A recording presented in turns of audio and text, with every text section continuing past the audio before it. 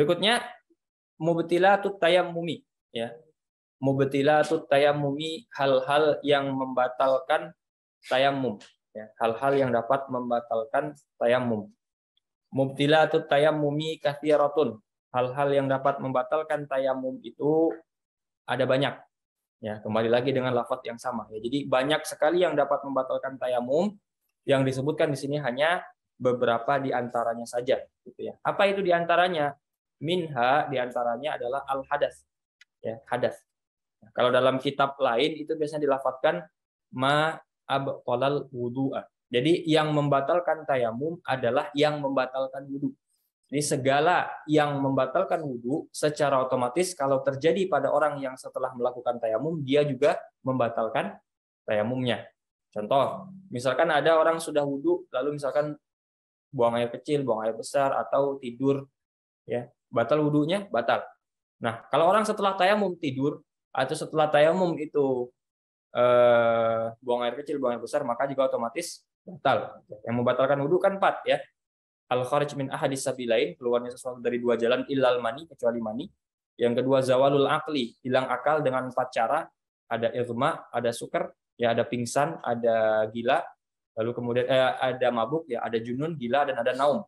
Ya, kecuali illa naumamu mungkinin ada tahu minal ard, kecuali duduk tidurnya orang dalam keadaan duduk yang tetap penopangnya dari tidur sampai dengan bangun.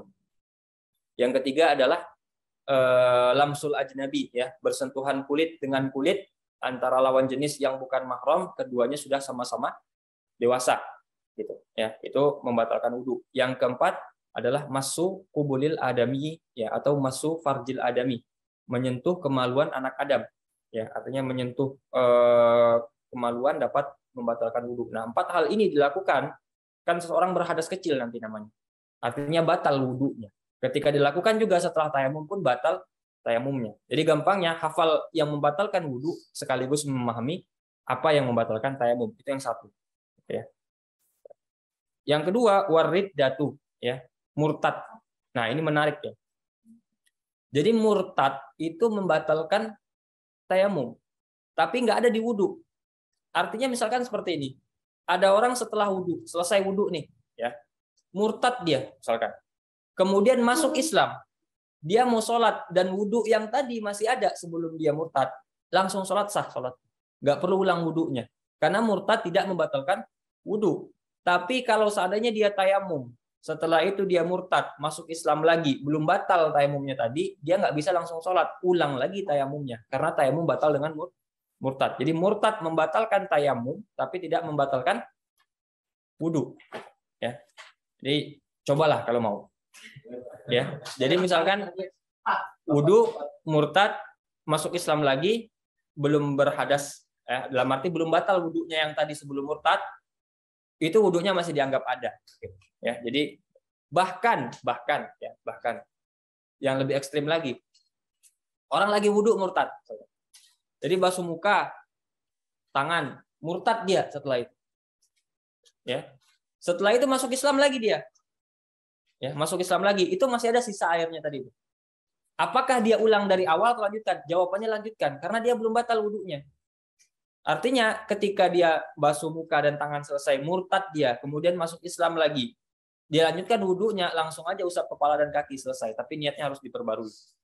Ya. Tapi anggota tubuh langsung aja lanjut. Bahkan sampai seperti itu, karena dia tidak batal wudunya dengan murtad. Jadi murtad itu tidak membatalkan wudu seperti itu. Ya. Tapi beda kasus kalau pas lagi murtad itu, pas lagi tidak dalam keadaan Islam itu, dia wudu, itu tidak sah wudunya. Karena syaratnya wudu itu kan harus ada Islam kan. Syaratnya wudu itu kan Islam. Artinya kalau wudunya orang non Muslim itu nggak sah. Gitu. Artinya apa?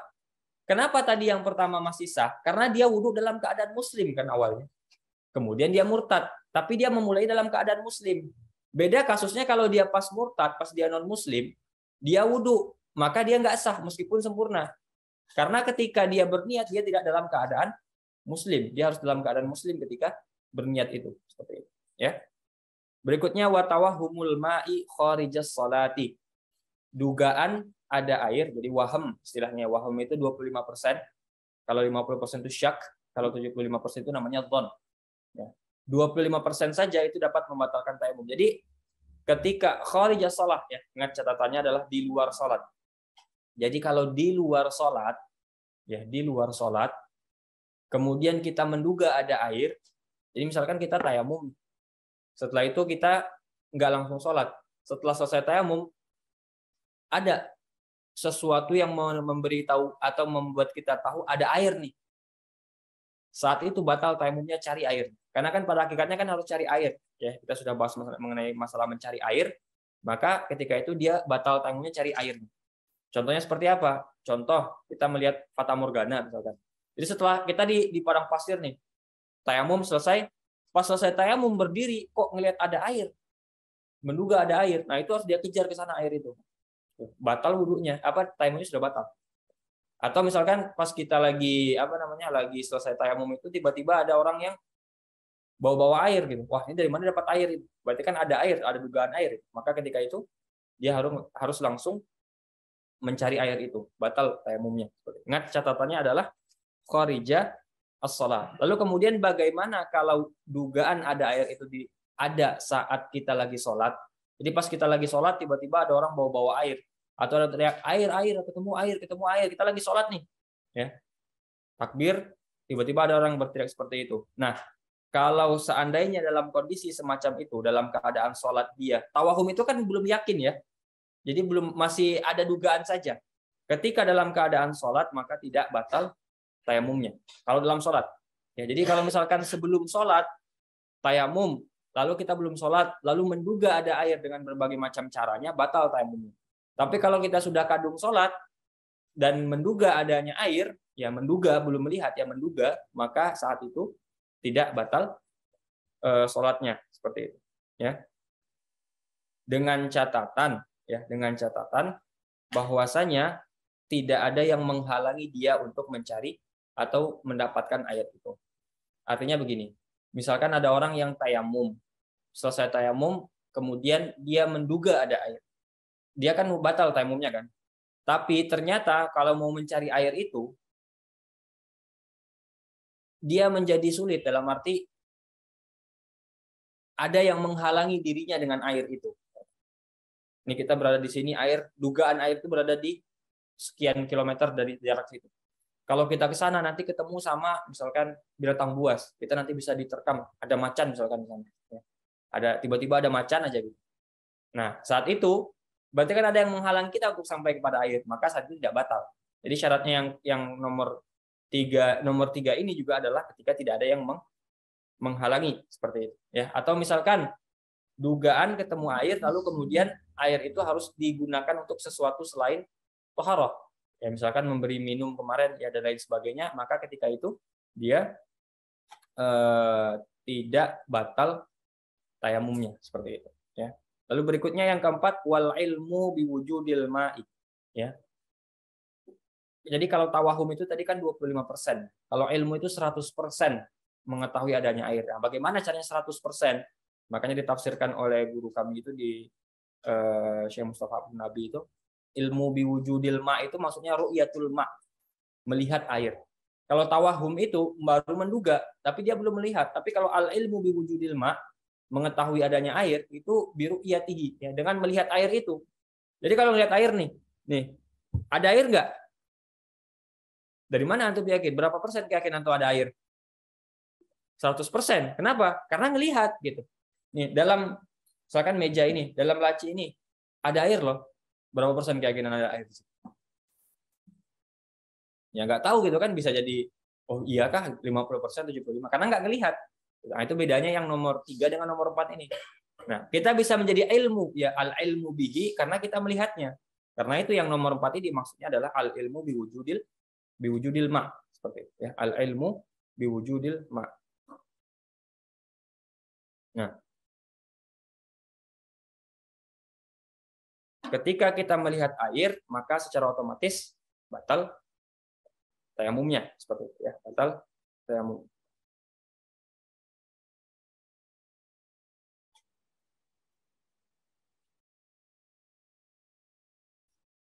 Nah, lalu kemudian bagaimana kondisinya kalau seandainya dalam keadaan sholat? yang tadi. Jadi al ilmu biwujudil ma ini sebenarnya kaidnya juga ada kharijas shalah. Jadi misalkan kita tayamum. Setelah tayamum kita belum sholat, ngelihat air, maka batal tayamumnya. Sekarang konteksnya adalah kembali kita tayamum, udah terlanjur sholat, baru ngelihat air. Jadi pas lagi sholat itu lewat air gitu kan, ya lewat orang bawa air gitu kan. Nah, apakah langsung batal juga sholatnya atau tidak? Lihat dulu. Nah, lihat. Kalau seandainya sholat yang dia lakukan dengan tayamum itu harus diqadha, ya, kan ada sholat dengan tayamum yang harus diqadha, ada sholat yang dengan tayamum tidak perlu diqadha gitu kan. Kalau seandainya sholat yang dilakukannya itu harus diqadha, ya, harus diqadha, maka dia batal tayamumnya saat itu, dia ulang wudhu, kemudian dia sholat lagi. Ya, jadi misalkan kita berada di wilayah yang biasanya ada air. Di Indonesia kan biasanya ada air ya. Kalau kita tayamum kan harus qadha kan di Indonesia. Ketika kita tayamum di Indonesia, kita sholat, ada orang lewat bawa air, batal sholatnya. Tapi kalau kita misalkan di Afrika sana yang biasanya juga nggak ada air, tiba-tiba kok sekarang kita tayamum sholat, kok ada air tiba-tiba. Nah, saat itu tidak batal dengan catatan dalam sholat. Jadi beda hukumnya di dalam sholat dengan di luar sholat. Begitupun syarat tambahannya yang nomor 4 ini adalah tidak ada yang menghalangi. Jadi misalkan contoh, ya kita tayamum. Ya, setelah tayamum pada sholat itu kita nemu air, tapi air yang kita temukan itu nggak juga bisa kita gunakan untuk tayamum. Artinya kalau kita gunakan nanti ada kebutuhan lain yang tidak terpenuhi. Contohnya misalkan ternak kita belum minum, gitu. Jadi ketemu air, pindah ilat dari yang tidak ada air. Ya, tadi kan sebab pertama faqdul ma. Sekarang alihtiyat ilaihi li'atsyi hayawanin muhtaram. Nah, ketika itu tidak batal wudunya karena pindah ilat istilahnya seperti itu, ya. Beda halnya kalau memang kita ketemu air, ngelihat air dan air itu bisa digunakan untuk taharah, maka saat itu baru batal wudunya. Nanti akan ada kaitan dijelaskan di belakang, ya di bawah. Berikutnya wal qudratu ala samanihi.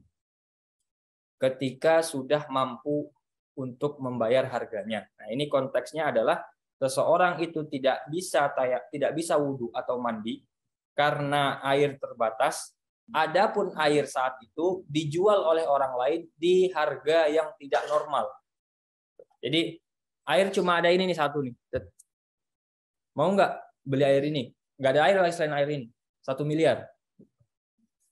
Ya, ini bukan masalah harga mahal atau nggak mahal, cuman ya 1 miliar, yang 1 miliar 10.000 ya ragu belinya gitu kan. Beli sebotol ini 10.000 kan ragu kita kan. Apalagi 1 miliar juga. Tiba-tiba gitu ya. Kita punya uang 1 miliar misalkan tiba-tiba. Nah, berarti kan kita sudah mampu untuk beli air itu kan yang 1 miliar tadi misalkan, yang terlalu ekstrim ya, tapi nggak masalah. Nah, ketika itu batal wudhu. Jadi kita mau wudhu, ada air tapi dijual sama orang harganya 1 miliar, kita nggak punya uang, ya saat itu kita tayamum aja karena nggak ada air kan, intinya kan nggak ada air jadi, karena kita nggak bisa beli air. Tapi pas ketika kita bisa beli air, batal wudhu kita, batal wudhu kita seperti itu, ya langsung batal wudhunya, ya. Batal tayamumnya, ya. Jadi batal tayamumnya. Kalau kita sudah mampu untuk membeli air itu, kembali lagi catatannya adalah kalau itu di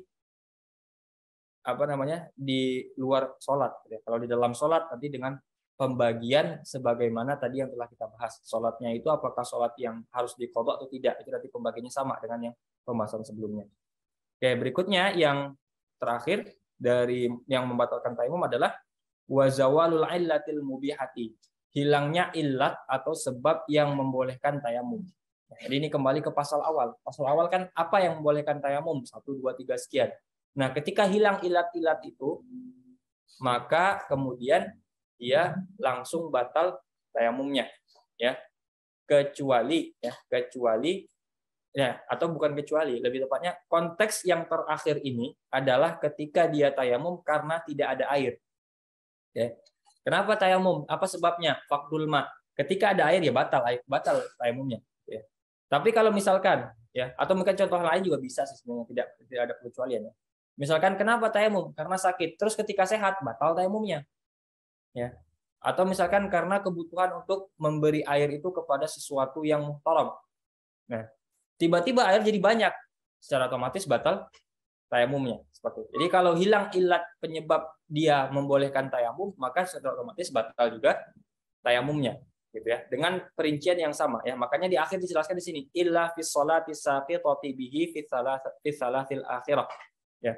Kecuali ya 3 yang terakhir berarti al ilmu biwujudil ma, al qudratu ala samanihi, zawalul ilatil mubihati ya. Kalau 3 hal ini terjadi dalam salat yang mewajibkan qada, maka batal. Tapi kalau 3 yang terakhir ini dilakukan atau terjadi di dalam salat yang tidak mewajibkan qada, maka dia tidak mewajibkan qada ya, berarti dia tidak batal.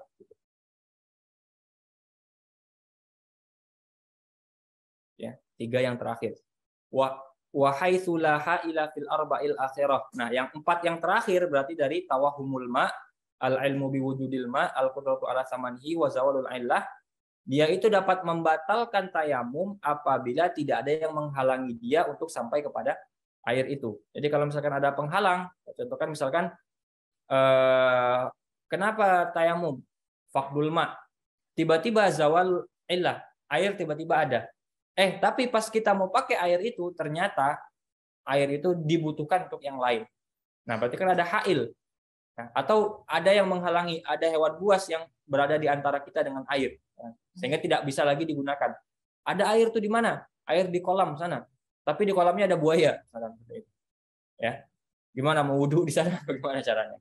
Nah, itu kan sebenarnya ada hail. Nah, 3 yang terakhir kalau kecuali dalam permasalahan sholat yang dapat gugur gitu ya.